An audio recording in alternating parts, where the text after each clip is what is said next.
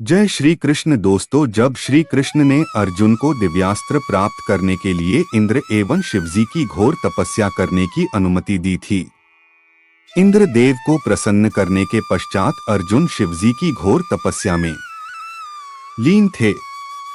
शिव जी ने अर्जुन की परीक्षा लेने के लिए पृथ्वी पर एक शिकारी के रूप में अवतार लिया और अर्जुन की ओर आते हुए एक राक्षस रूपी सुअर का वध किया।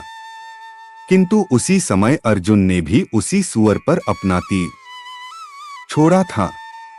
अब उस सुअर की मृत्यु अर्जुन के बाण से हुई या महादेव के बाण से हुई, इसका निश्चय कैसे हो? हम और आप यह जानते हैं कि उस सुअर का वध महादेव के तीर से हुआ था, किंतु अभिमानी अर्जुन का यह विश्वास था कि उस सुअर का वध उनके बाण से हुआ है और एक सामान्य शिकारी की क्षमता नहीं है कि वह अर्जुन से पहले किसी शिकार का शिकार कर ले। इस अभिमान की वजह से अर्जुन ने उस शिकारी को चुनौती दी।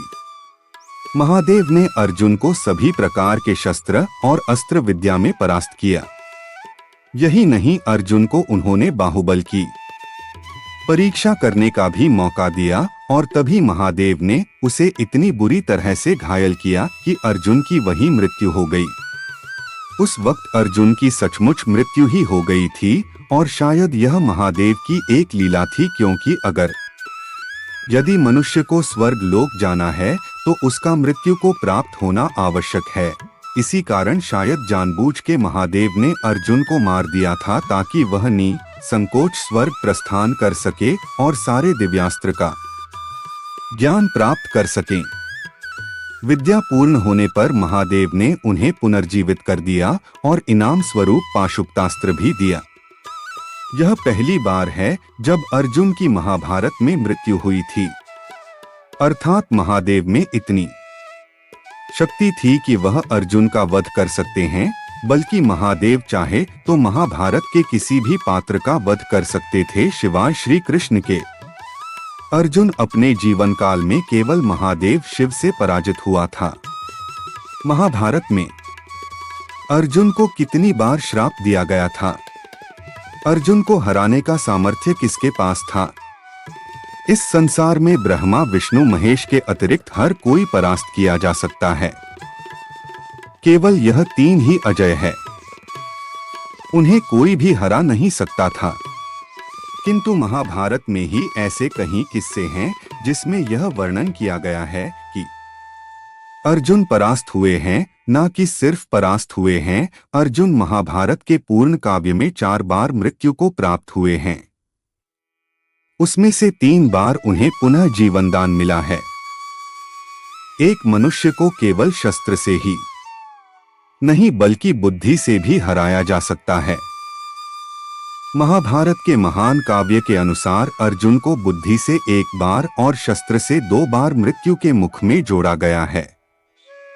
जब पांडव एवं द्रौपदी वनवास के दिन काट रहे थे, अज्ञातवास शुरू होने से पहले जब यमराज ने युधिष्ठिर की परीक्षा लेने के लिए एक तालाब को विषैला घोषित कर सभी पांडवों को अपने प्रश्नों का उत्तर दिए बिना पानी पीने की अनुमति नहीं दी थी, तभी केवल युधिष्ठिर ही ऐसे थे जिन्होंने यमराज के सभी प्रश्नों के सही उत्तर दिए और उन्हें मृत्यु प्राप्त नहीं हुई। बाकी सभी पांडवों को यमराज जी ने मृत्यु के मुख्य में छोड़ दिया था। बाकी चारों पांडवों की मृत्यु इसलिए हुई थी क्योंकि उन्हें अपनी शक्तियों पर घमंड था और अपनी बुद्धि पर यकीन नहीं था। उन्होंने एक यक्ष को ना समर्थ मानकर उसके जल को पीने का दुस्साहस किया था और वे सभी मृत्यु को प्राप्त हुए थे। यह दूसरा अध्याय है। जब अर्जुन की मृत्यु हुई थी, माना कि अर्जुन ने कोई शस्त्र का प्रयोग नहीं किया था, ना ही कोई युद्ध हुआ था जिसमें उनकी मृत्यु हुई थी।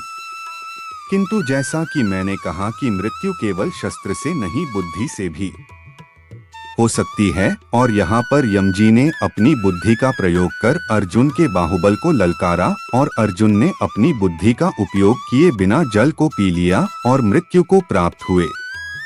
अर्थात यमजी में अर्जुन को हराने की क्षमता थी।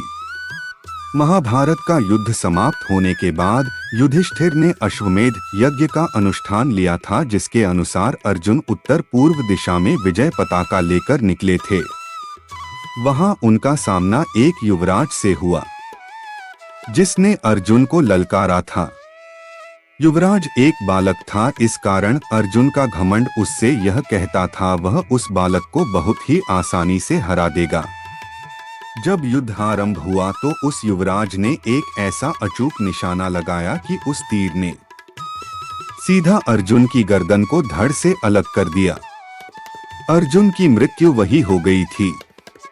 वह युवराज चित्रांगदा का पुत्र बब्रुवाहन था। चित्रांगदा अर्जुन की पत्नी थी, अर्थात बब्रुवाहन अर्जुन का पुत्र था। अर्जुन के अपने पुत्र ने अनजाने में अपने पिता का वध कर दिया था। उस वक्त अर्जुन की दूसरी पत्नी उल्लूपी ने नागमणि के प्रयोग से अर्जुन को पुनः जीवन दान दिया था। अर्थात अर्जुन को हराने की क्षमता एक साधारण बालक में भी थी। महान देवताओं के अतिरिक्त मनुष्य में भी यह बल था